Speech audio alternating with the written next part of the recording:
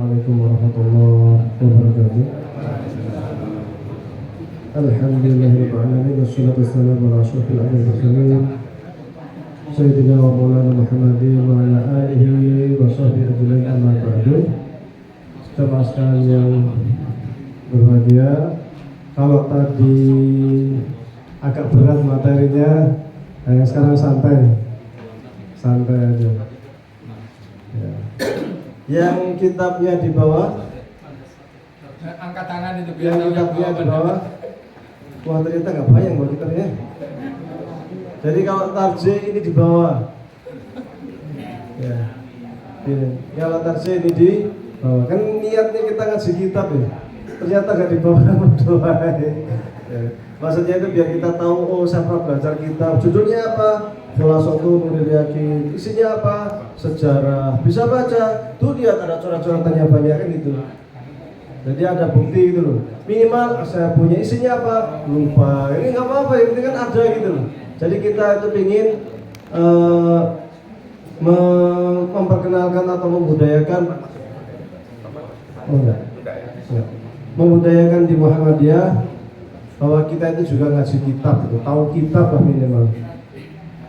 Dulu Kiai Jamal Dahlan juga sama ngaji kitab, ke Syekh Saleh Darat Semarang, ke Syekh Bangkalan, ke Mekah sana ketemu Syekh Nawawi Al-Bandani, ke Syekh Abu Bakar Sato, ke siapa lagi yang Al-Minangkabau itu, Khatib Al-Minangkabau, yang ngaji kitab gitu. Jadi kalau kita meneladani Kiai Jamal Dahlan, orang Muhammadiyah tidak boleh alergi dengan kitab. Karena saya pernah dengar Muhammad kok ngaji kitab. Jadi kitab itu bahasa Arab, kalau bahasa Indonesia buku, ngaji buku gitu. Ya itu bagian dari apa? Kesukaan Kiai Jamal Dahlan juga dulu waktu pulang dari Mekah juga yang dibawa kitab kan. Yang dibawa. Tadi saya sampaikan juga di Al-Manar. Karena di Al-Manar juga ada yang lupa. Karena Al-Manar tuh kitabnya Nubabul Hadis. Kalau di sini pakai Khulasatul Nuril Yaqin. Saya juga saya sampaikan harga kitabnya jauh lebih murah dibanding semangkok bakso. Ya, lebih murah, maka kita harus senang lah dengan kitab itu. Dan tradisi ulama kita selalu cinta kitab. Imam Ibnu Taimiyah dari Palestina ke Syam, dikejar Tatar itu membawa kitab sak gerobak. Ais Ibnu Abdussalam dari Syam ke Mesir juga membawa kitab sak gerobak. Saya pulang dari Mesir juga membawa kitab 36 kartun Marlboro. Iya, itu tradisi kita, yang tradisi ulama kita itu. Jadi ya ada beberapa ulama yang meninggal karena kitabnya kebanyakan mengambil di rak raja robot sampai akhirnya meninggal dunia. Ada juga gitu. Ada ulama, kalau kita baca di Ta'lim itu, ada ulama yang waktunya itu habis, duitnya itu habis hanya itu beli kitab, beli lagi, kaya. Imam Bukhari juga kaya raya, warisan ayahnya juga dihabisin buat beli kitab sama buat jalan-jalan cari ilmu, kan gitu. Jadi cinta kitab meskipun hanya kecil, ya tapi ilmunya kan gitu. Saya dapat jadwal di Masjid Uswatul Hasanah, nggak salah, mintanya Aqidatul Awam. Aqidatul Awam itu lebih kecil lagi. Yang penting kan dari kecil naik kan gitu. Ini kita kenal dulu. Oh ada kitab Nubabul Hadis, oh ada Khulasatul Nuril Yaqin, oh ada Aqidatul Awam, oh ada Ayyuhal Walad kan gitu, dikerangkan sampai Ayyuhal Walad. Oh ada Riyadhus Shalihin gitu. Karena kesan kita orang Muhammadiyah itu nggak tahu kitab ini udah mau kemana-mana gitu. Nah kita bantah supaya membudayakan ngaji kitab. Alhamdulillah di Temanggung sudah mulai banyak lah kajian-kajian Ustaz Syafruddin, siapa juga sering ngaji kitab. Jadi senang itu membudayakan belajar pakai kitab. Karena kalau pakai kitab itu manhaji, terstruktur. Dari sini naik, terstruktur gitu. Hasilnya jelas. Kalau tematik itu sekarang tentang politik, besok ekonomi, besok apa, itu loncat-loncat. Padahal belajar itu kan mestinya sedikit, ibarat kita naik tangga itu tangga 1, tangga 2, tangga 3 kan gitu. Lama-lama naik sampai ke lantai 20 kan gitu. Tapi kalau loncat ya kemana-mana, akhirnya geram ya. Maka jangan kaget kalau kemudian muncul fatwa yang kontroversi karena ngajinya tidak khatam. Kemarin ada fatwa di medsos kalau seorang suami itu nggak boleh manggil ibunya dengan ibu atau umi karena dianggap zihar. Nah ini kan orang-orang yang ngajinya nggak khatam itu, ngajinya lewat medsos, akhirnya buat fatwanya fatwa medsos kan gitu. Ini repot gitu. Baik, halaman yang kitab halaman 6. Nasabuhu wa wafatu walidihi. Nasabuhu, nasabnya Rasulullah SAW. Kalau secara nahwu ini aslinya khobar dari mubtada mahdhuf. Hadza nasabuhu, ayat nasabun Nabi SAW. Wa wafatu walidihi, dan wafatnya ayahnya. Kalau di dalam nahwu kemarin saya sampaikan mudhaf ilaih ini dua kata gabung jadi satu, sehingga ketika kita menerjemahkan digabung. Jadi wafatu walidihi, wafat ayahnya. Kalau dipisah nanti ya boleh tapi nggak pas. Wafat walidihi, ayahnya bisa aja. Tapi kalau secara nahwu mudhaf ilaih itu dua kata yang digabung jadi satu, sehingga terjemahkannya juga digabungkan. Ini terkait dengan nasab ini kemarin sempat ramai ya, nasab Ba'lawi ya, nah, sama nasab Wali Songo. Tapi di Muhammadiyah enjoy aja, santai, nggak ada debat. Kenapa? Nah kita itu inna akramakum indallahi atqakum, Habib nggak ada urusan gitu. Iya, yang penting bagaimana ketakwaannya, keimanannya, sumbangsihnya dalam dakwah kan gitu. Karena kita nggak begitu takdim, mengagung-agungkan nasab, sehingga kemarin debat masalah nasab Ba'lawi atau Wali Songo gitu kita nggak spes-spes aja di Muhammadiyah itu, nggak ada yang nanggapi, nggak ada urusan kita. Waliduhu, ayahnya, siapa namanya? Yaitu Abdullah bin atau ibnu Abdul Muttalib, ibni Hashim, ini Abdul Manaf, ibni Qusay, ibni Kilab. Ini ayahnya. Abdullah ini orang yang terkenal baik, ganteng. Jadi dulu ceritanya itu Abdul Muttalib itu sempat nadar, saya kalau punya anak lagi mau tak sembelih. Ya, Abdul Muttalib itu punya nadar gitu. Ternyata punya anak lagi namanya Abdullah. Maka kemudian sesuai nadarnya kan harus disembelih. Ribut orang-orang, saudara-saudaranya, kakaknya, siapanya ribut semua. Jangan, ini gimana mau disembelih? Tapi saya udah nadar gitu. Wah, mau disembelih gimana? Mau dikorbankan untuk Tuhan gitu kan. Akhirnya karena ribut, akhirnya suruh pergi tanya orang pintar. Kalau bahasa kita ya, orang pintar. Akhirnya datanglah orang pintar, tanya ini anak saya ini gimana nih? Saya itu sudah nadar kalau saya punya anak lagi mau saya sembelih ini. Tapi keluarga saya semuanya menolak, apalagi anaknya ganteng, bagus, luar biasa, kalau disembelih itu. Akhirnya kata orang pintarnya, boleh kamu tidak menyembelih dengan syarat menyembelih 100 ekor unta untuk dagingnya disedekahkan kepada orang-orang miskin. Nah, ide itu kemudian diterima, sehingga Nabi Muhammad itu punya julukan keturunan dua orang yang hendak disembelih, yaitu Nabi Ismail yang dulu tidak disembelih nggak jadi, kemudian Abdullah ayahnya sendiri. Abdullah. Nasab beliau ini nasab mulia. Mulia itu bukan kalau orang Arab sampai sekarang ya. Arab itu mulia itu bukan dari sisi kekayaan, bukan. Tapi mulianya itu dari sifat baiknya kepada orang lain. Karam kalau istilah bahasa Arab itu, dermawannya kepada orang lain luar biasa. Jadi keturunan Bani Hashim khususnya itu dermawan sekali. Meskipun kalau di sisi keluarga itu nggak begitu kaya, Abdul Muttalib itu bukan orang kaya. Kakeknya Nabi Muhammad itu bukan orang kaya, tapi sangat terhormat. Abdul Muttalib ini termasuk apa? Orang yang menemukan air Zam-Zam setelah air Zam-Zam ini hilang. Loh kok hilang? Ya pernah hilang. Jadi dulu itu pernah suku Quraisy ini diserang suku lain, suku Kandah atau suku apa itu, lupa saya. kalah perang. Maka ketika kalah perang itu sebelum mereka meninggalkan Mekah itu air Zam-Zam ditimbun, pergi keluar Mekah. Sampai kemudian mereka itu bisa menyiapkan pasukan untuk melawan suku Arab yang sudah menguasai Mekah. Berhasil mereka ke Mekah. Akhirnya apa? Setelah sampai Mekah bingung, Zam-Zam di mana ya? Karena Arab itu padang pasir nggak kayak kita gunung, Gunung Sindoro, Sumbing jelas dulu. Kalau sana itu padang pasir itu pasir aja gunung itu bisa pindah, gunung itu pindah. Jadi pasir kan kena angin, angin lisus itu kan, nah, pasir semua pindah ke sini. Besok pindah ke sana, ya bingung, perasaan di sini ada gunung ya kemana ya kan gitu. Oh gunungnya pindah ke sana gitu. Gunung. Jadi fenomena pindah gunung itu biasa di Arab itu, karena padang pasir. Nah, ketika saya Mekah, di mana ya Zam-Zam ini kemana itu? Nggak ada itu, nggak ketemu. Akhirnya sampai kemudian Abdul Muthalib ini mimpi suruh cari air Zam-Zam. Mimpi pertama, mimpi kedua, ketiga ditunjukkan di daerah sini. Akhirnya diajak Abdullah seberapa anaknya nyari air Zam-Zam. Saya tuh mimpi suruh nyari air Zam-Zam.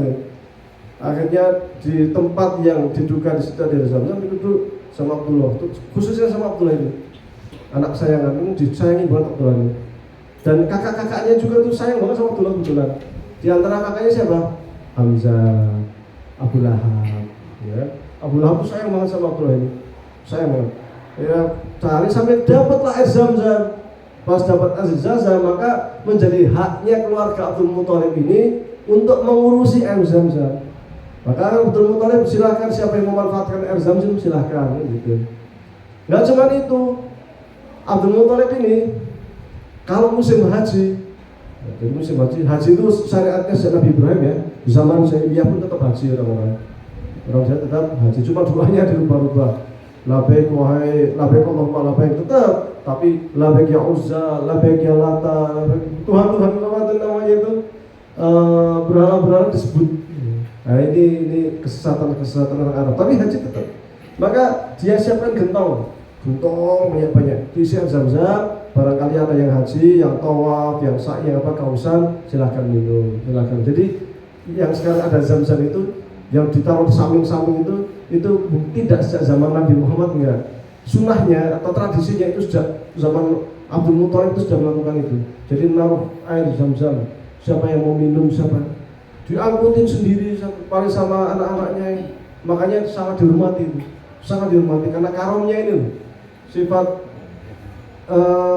apa istilahnya itu, murah hatinya ini yang luar biasa. Itu yang membuat mereka itu sangat mulia. Dan tradisinya orang Arab juga, terutama Bani Hashim dan suku Quraisy termasuk juga, itu mereka itu pantang mendolimi orang lain,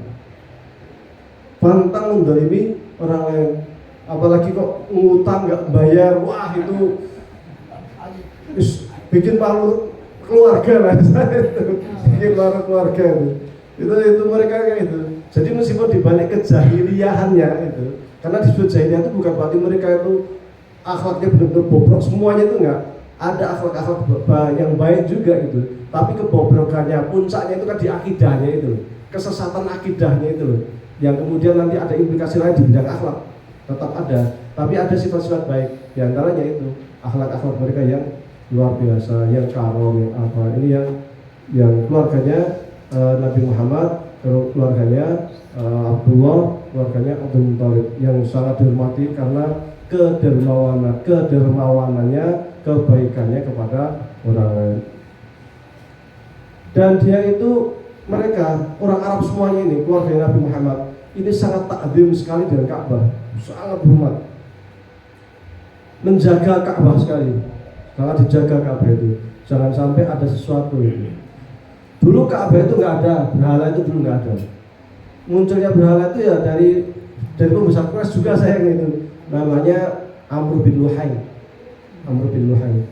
Dia itu salah seorang bangsawan juga yang ke Syam. Di Syam melihat ada orang yang jual berhala, dia tanya, kamu kok jual berhala, kenapa sih? Oh ini saya jual ini karena kalau ada apa-apa ya saya mendekatkan diri kepada Allah, lihat ini, lihat berhala ini ya, kita minta hujan, minta rezeki lewat ini. Oh, bisa beli satu nggak? Oh silakan. Nah, inilah kemudian dia beli satu, dia taruh di samping Ka'bah. Inilah kemusyrikan pertama di samping Ka'bah yang dibawa oleh Amr bin Luhai. Akhirnya yang lain ngikut sampai pada zaman Nabi Muhammad itu ada 350 berhala di samping Ka'bah, jadi yang paling besar Hubal, kemudian Lata, Uzza sampai yang kecil-kecil banyak. Gitu. Tapi tak ada hormat kepada Ka'bah tetap, sehingga ketika Ka'bah mau dihancurkan, mereka rapat darurat gimana supaya Ka'bah tidak dihancurkan, meskipun kesimpulan terakhir Abdul Muthalib adalah Ka'bah milik Allah, kita serahkan semua Allah. Begitu. Serahkanlah kepada Allah dan mereka minggir dari Mekah. Oke. Walidu Abdullah bin Abdul Muthalib bin Hashim, ya. Abdullah bin Abdul Muthalib bin Hashim. Wa ummuhu Aminah bintu Wahb bin Abdi Manaf bin Zuhrah bin Kilab. Jadi antara ayahnya Nabi Muhammad dengan ibunya ini masih satu mbah, satu suku. Kalau satu suku kan dari satu mbah. Fatastami'u wa ummu, dan adapun ibunya itu nanti Aminah bintu Wahb bintu Abdi Manaf dan lain sebagainya. Fatastami'u ummuhu, maka bertemulah ummuhu ibunya ma'awalidihi bersama ayahnya. Nah, kalau ada huruf jar atau ya dzaraf ketemu isim, maka terjemahannya harus digabung, kata-katanya harus digabung. Kayak ini ma'awalidihi, enggak, jangan ma'a bersama walidihi ayahnya, enggak, tapi ma'awalidihi bersama ayahnya, karena yang namanya huruf jar itu tidak bisa independen, tidak bisa berdiri sendiri, dia harus ditemenin sama isim, sama kata kerja, kata benda. Ma'awalidihi bersama ayahnya, fi jaddihi al-khamis, di kakeknya yang kelima, bahwa dan dia itu adalah kilabun, kilab. Walaqad tufiya, dan sungguh telah wafatlah, tufiya diwafatkan, siapa? Waliduhu, ayahnya. Tufiya itu di majhul, maka waliduhu posisi sebagai naibul fa'il. Bahwa dan dia itu fi batni ummihi, di dalam perut ibunya. Wa umruh, dan adapun umurnya Nabi Muhammad itu samania asyrota sanah. Ya 12 tahun. Wa dufina bil Madinati, dan dikuburkan di Madinah. Walam yatruk lahu syai'an, walam yatruk, dan tidak meninggalkanlah.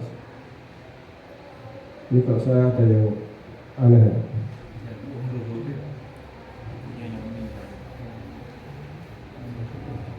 Ya, walam yatruk, dan tidak meninggalkanlah lahu baginya syai'an, sesuatu minal mali, dari harta. Ketika Nabi Muhammad dalam kandungan, ayahnya meninggal dunia, waktu itu Abdullah umurnya masih muda, Thamaniyata asrota, berapa? 18 tahun. Jadi Abdullah ini nikah muda. Ketika umur 18 tahun, istrinya Aminah sudah hamil. Hamilnya umur berapa? Nah, ini khilaf antar ulama. Ada yang bilang baru 6 bulan Nabi Muhammad, ada yang bilang 8 bulan, ada yang bilang 4 bulan. Itu macam-macam khilaf antar ulama, tapi semua sepakat waktu itu Nabi Muhammad masih di dalam kandungan.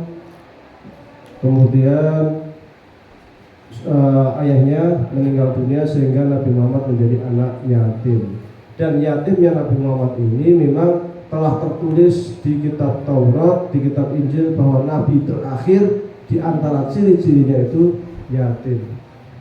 Maka dulu nanti ketika Nabi Muhammad ke Syam, kemudian bersama pamannya, kemudian pamannya nanya-nanya, ketemu sama rohib, sama pendeta, kemudian pendeta itu bilang, itu siapa? Ponakan saya. Ini nggak punya ayah nggak? Ayahnya sudah meninggal.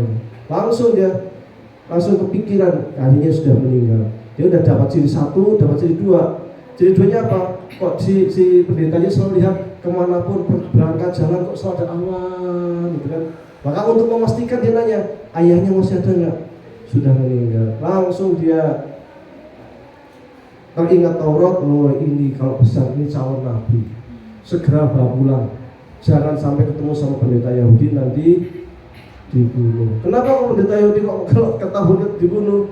Karena pendeta Yahudi itu pengennya itu yang jadi nabi terakhir itu dari keturunan Israel, bukan dari keturunan Ismail. Lo tahu-tahunya kok dari keturunan Ismail. Karena kadang orang Yahudi itu suka membunuh nabi, yaitu nabiyahum dari hak. Mereka suka membunuh nabi-nabinya tanpa ada landasan yang benar. Nah ini maka menjadi ciri-cirinya, salah satu cirinya nabi terakhir Nabi Muhammad adalah yatim. Walam yatruk lahu syai'an minal mal, enggak punya harta. Jadi memang Abdullah ya miskin juga, kakeknya miskin, beliaunya miskin, tapi tetap terhormat itu. Aminah juga sangat terhormat itu. Abdullah karena dia dicintai sama orang lain, sama saudara-saudaranya, maka kelak ketika Aminah itu melahirkan bayi yang bernama Muhammad, semua keluarganya itu sangat senang, termasuk Abu Lahab. Abu Lahab ini kakak pamannya Nabi Muhammad yang sangat senang sekali ketika Nabi Muhammad lahir. Waktu itu kan dia punya jariah, punya budak perempuan yang kadang suruh ke Aminah, coba kamu ke Aminah, udah hamil tua, siapa tahu udah mau melahirkan, bantu-bantulah gitu. Ya, siapa tahu ada yang dibutuhkan, tolong bantu kan gitu. Jadi siapa minta bantu? Abu Lahab gitu.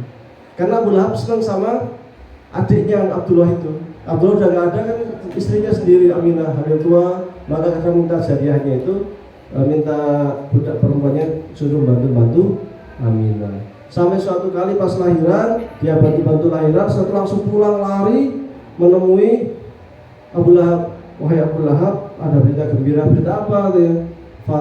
Aminah sudah melahirkan. Seketika itu tanpa pikir panjang, refleks, Aminah melahirkan. Udah sekarang juga kamu bebas. Langsung lari. Saking senangnya itu, jadi refleks, kamu bebas kamu. Karena kan beda budak itu kan di bawah tangan tuannya. Kalau tuannya bilang merdeka, ya merdeka, udah menjadi orang merdeka, udah bukan budak lagi gitu. Saking senangnya dengan lahirnya Nabi Muhammad SAW, karena berarti punya keponakan baru kan gitu, dari Abdullah. Ada penerusnya Abdullah. Abdullah itu memang luar biasa, dicintai banyak orang, saudara-saudara juga sangat cinta. Makanya dalam riwayat dikatakan bahwa setiap malam Senin saat dia Abu Lahab ini senang dengan lahirnya Nabi Muhammad, azabnya di neraka diringankan. Ya, karena rasa senang aja. Maka kita sebagai umatnya Nabi Muhammad harus lebih senang dengan kelahiran Nabi Muhammad SAW. Abu Lahab yang kafirnya minta ampun, yang dulu pernah kumpul keluarga menghardik Nabi Muhammad saja diringankan adabnya karena senangnya dengan kelahiran Muhammad, kok kita enggak gitu. Maka kalau kemudian bulan Maulid orang-orang senang pada macam-macam sejarah Nabi, biografi Nabi, ya nggak apa-apa kan? Yang nggak boleh itu kalau hulu itu dalam artian berlebih-lebihan, sampai bilang roh Nabi datang, roh Nabi mengucapkan salam. Nah ini kita jangan berlebihan. Tapi kalau sekedar baca Barzanji itu kan isinya biografi yang di Indonesia diarabkan gitu, bahasa Arab gitu aja, biografi tapi bahasa Arab. Atau sastra, itu kan hulu, itu kan memuji-muji Rasul berlebihan. Sastra itu pasti berlebihan. Kalau nggak berlebihan namanya bukan sastra. Iya, wah Roma Irama lagi naik daun, dicek nggak, perasaan jalan naik mobil naik daun gitu. Itu istilah itu kiasan, jangan dipahami kalau Roma Irama naik daun berarti dia kemana-mana bawa daun naikin gitu, terbang naik daun, yang enggak gitu.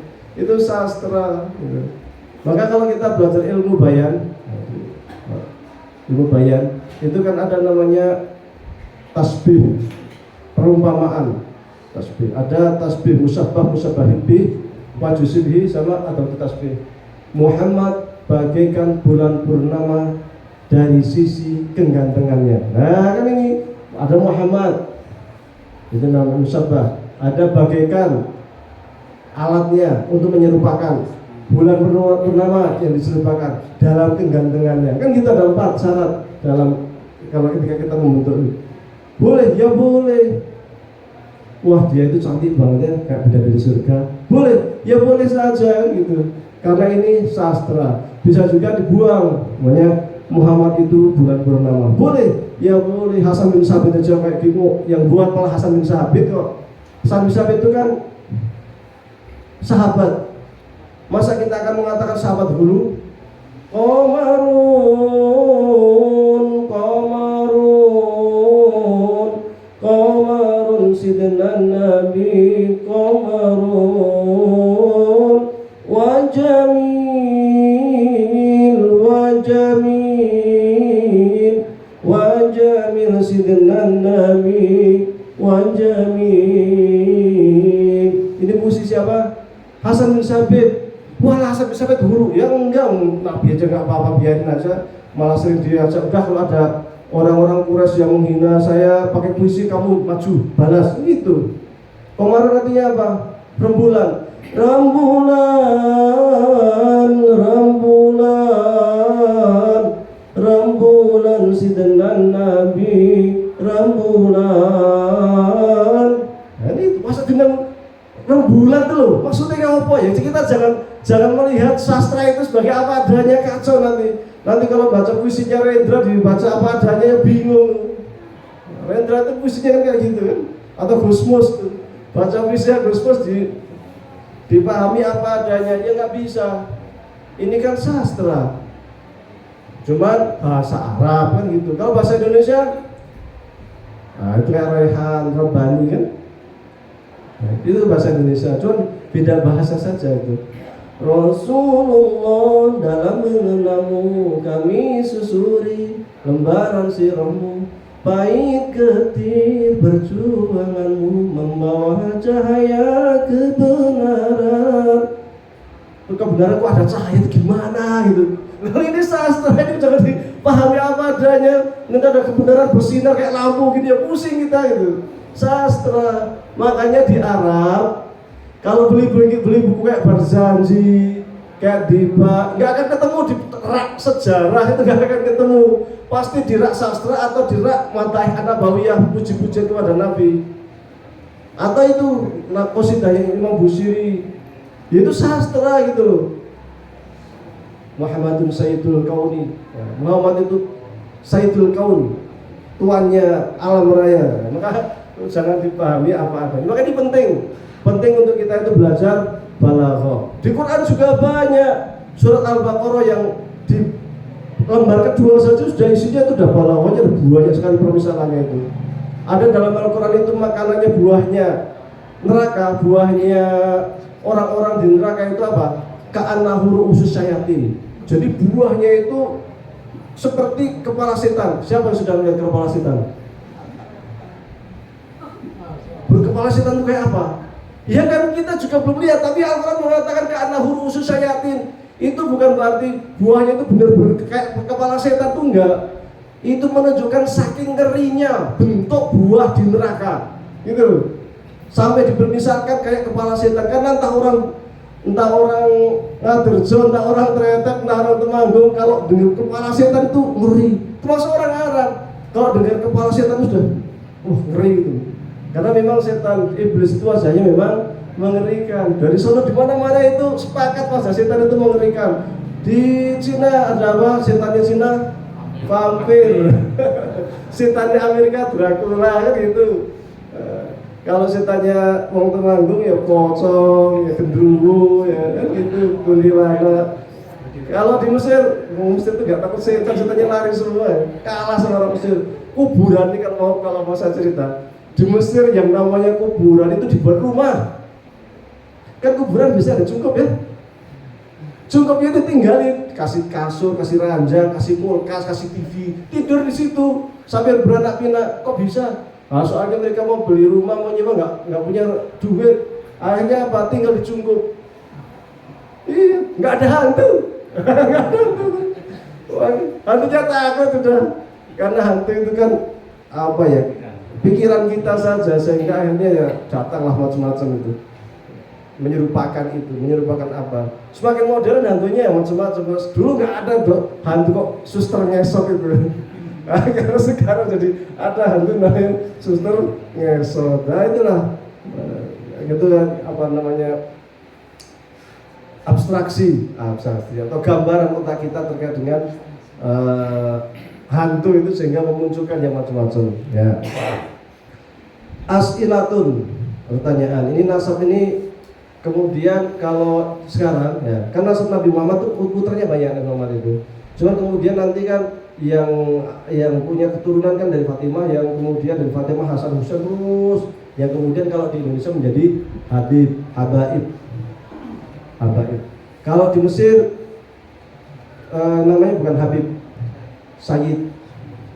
Di Mekah juga Sayyid. Dan mereka punya kartu, mereka punya silsilah, buku silsilah an. Ada perkumpulan di Mesir juga ada perkumpulan para Sayyid, di Mekah juga ada perkumpulan para Sayyid gitu. Untuk apa? Menjaga nasab, sehingga ketika ada kan ning itu apa namanya kalau perempuan, syarifah.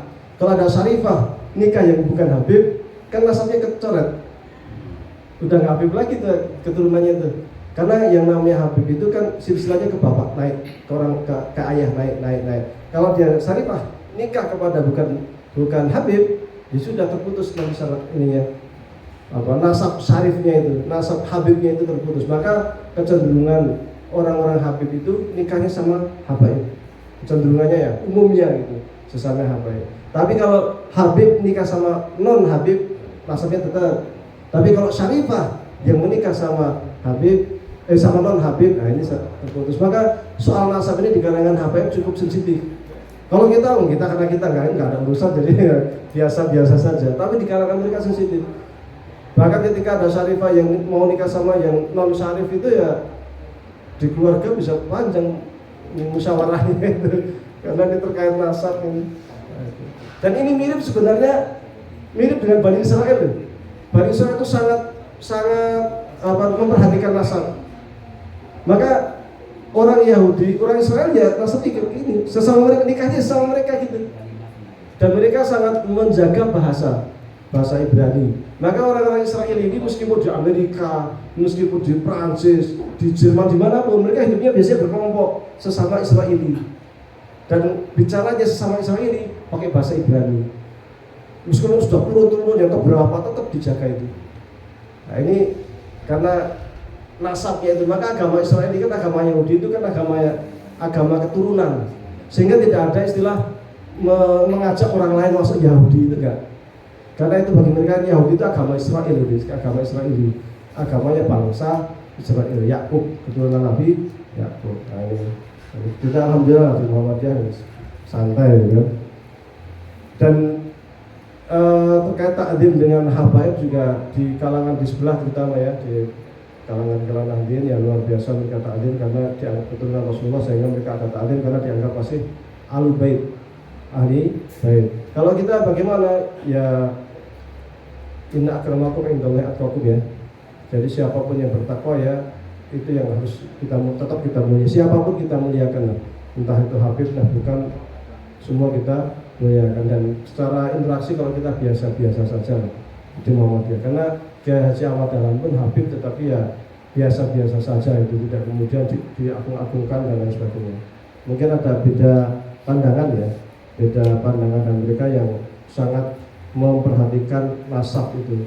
Termasuk kalau di kalangan sebelah kita kan, dia Gus, dia Ning gitu kan, karena ada nasab Gus, ada nasab Ning, itu sehingga sangat mulia gitu. Kalau kita didikan ya. As'ilatun, pertanyaan. Jadi di atas hanya sekedar ngasih nasab, kemudian wafat ayahnya. Nah sekarang as'ilatun, pertanyaan biar mudah. Ma nasabuhu min jihati abihi, apa atau siapa nasabnya Nabi Muhammad min jihati abihi, dari jalur ayahnya. Ma nasabuhu, apa nasabnya Nabi Muhammad min jihati ummi, dari jalur ibunya. fi aijadin tastami'u fi aijadin, di kakek yang keberapa, tastami'u berkumpul siapa ummuhu ibunya, ma'abi bersama dengan ayahnya. Ini jawabannya ada di atas. Mata kapan tuwfiya diwafatkan siapa waliduhu ayahnya. Aina di mana dufina dikuburkannya di Madinah. Kok di Madinah kan orang Mekah? Pas dilalanya lagi ke Madinah, jadi meninggal di jalan. Jadi waktu meninggal di jalan ini termasuk histeris itu. Jadi pas pulang ini Aminah apa? Jadi Aminah itu waktu itu bersama Jariyah, budaknya siapa itu? Budaknya saudaranya. Kemudian bersama Abdullah. Nah, pas di jalan meninggal itu kan yang bantu penguburan kan cuma 3 orang ini. Kemudian Aminah meminta kepada Jariyahnya itu untuk pergi pulang ke Mekah duluan, mengabarkannya di Mekah. Di Mekah kaget, perasaan Abdullah waktu berangkat sehat-sehat saja, tiba-tiba meninggal. Wah, rame langsung lah dipeluk, dibawa ini dipeluk ke Madinah, baru diajak pulang. Jadi keluarganya langsung semuanya sedih karena nggak nyangka itu, nggak ada tanda-tanda. Awalnya itu sehat-sehat saja, itu tiba-tiba sakit sejenak, panas dingin, demam, lalu meninggal dunia. Al-Khulasah, ringkasan. Abuhu, ayah Nabi Muhammad namanya Abdullahi, yaitu Abdullah bin atau ibnu Abdul Muthalib. Wa ummuhu, dan ibunya Aminatu bintu Wahbin, Aminah binti Wahab. Yang taki nasabuhuma, nasabnya tetap yang taki bertemu nasabuhuma, nasab keduanya bijadihi, di kakeknya al-khamis yang kelima. Al-khamis yang kelima.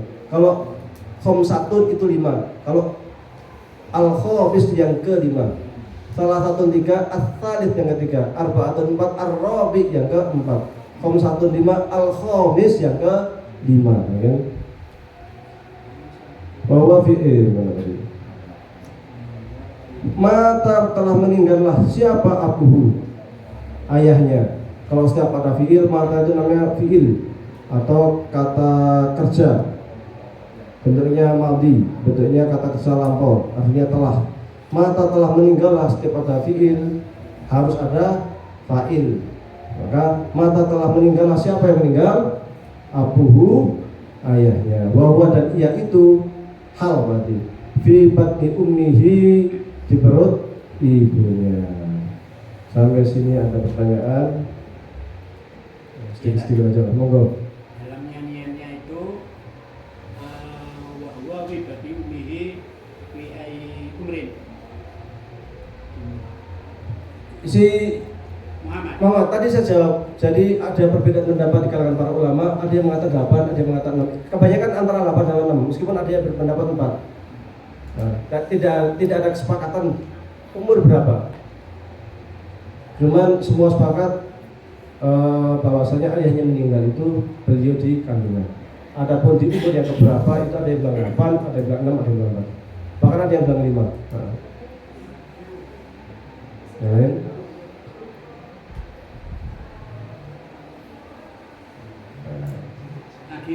Ya. Istri dari Abdul Muthalib yang melahirkan Abdullah. Nah, itu disebut namanya enggak? Tidak disebutkan namanya, saya juga tidak tahu. Yang saya disebutkan itu suaminya. Dan secara umum di Arab itu kalau yang paling berperan kan biasanya suami, kecuali istrinya itu punya peran baru disebutkan. Seperti istrinya Abu Sufyan itu kan punya peran penting itu. Pendekar itu istri Abu Sufyan, Hindun itu.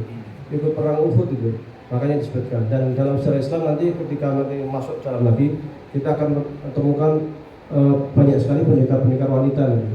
Kayak Khawla, kayak Rufaidah, itu para pendekar wanita yang ikut berjuang, ikut berperang. Bahkan ada pasukan khusus wanita yang di bawah komandan Khalid bin Walid. Luar biasa. Nanti setelah dari Islam datang itu membawa apa ya? Membawa revolusi sosial yang luar biasa. Dulu sebelum Nabi Muhammad jarang peran perempuan itu sangat jarang sekali. Ya ada, tetapi orang-orang penting aja, orang tertentu, tapi nggak banyak. Tetapi sejak ada Islam datang itu peran wanita luar biasa. sampai di militer, sampai ada batalion khusus perempuan ya. Itu hebatnya Islam itu. Dan itu yang kemudian ditulis oleh siapa ya? Saya lupa buku itu, judulnya Tahrirul Mar'ah fi Asrin Nubuwah. Maksudnya kalau bahasa kita mungkin emansipasi wanita di era kenabian. Nah, 4 jilid, dan itu isinya hadis. Tapi hadis khusus tentang emansipasi wanita di era kenabian. Luar biasa. Yang masih pengantar itu Syekh Muhammad Al-Ghazali. Ya. Cukup ya? Coba saya tanya permintaan ya. Saya ada permintaan yang pertama bahwa Pak yang sudah punya buku ini menggarap soal itu aslilah dalam Anjir. Oh boleh lah. Oh selain ada saya baru ada di belakangnya. Ya, kita nanti pakai lembaran serahkan Pak Robi nanti yang koreksi. Boleh. Atau dipakai Ustaz lain. Sehingga ini ada namanya norma di sini. Oh boleh. Boleh. Ya boleh. Itu yang pertama. Yang kedua tadi kan ada peninggalan kalimat lam yang ruk lahu syai'an minal mal. Iya. Ini lagunya tadi belum jelas, ini kepadanya Muhammad ya. Kepada Muhammad. Artinya Abdullah itu meninggal tidak meninggalkan harta sedikit pun untuk Muhammad. Ya benar. Pun. Betul. Saya Oh. tadi mendengar tentang Abu Lahab mendapatkan ringanan siksa setiap hari. Bahkan mungkin mendengar sungai. Itu ada dalilnya Nanti saya carikan ya, saya lupa itu. Tadi saya carikan. Itu cuman keringanannya itu jangan dianggap ringan ya. Adab teringan di neraka itu apa?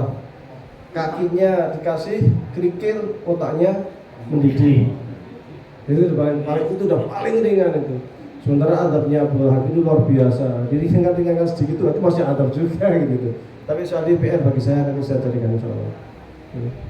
Terus tadi kan mau dinandarkan waktu sembelih. Ya.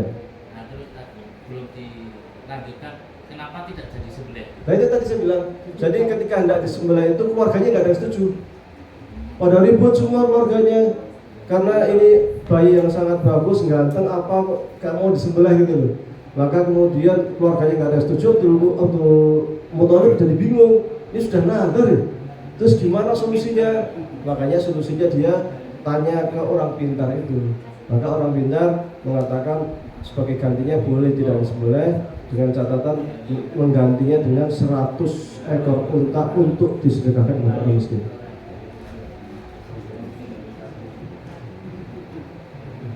Nah, baik, sedikit-sedikit mudah-mudahan bermanfaat. Asilahnya nanti dijawab pakai bahasa Arab.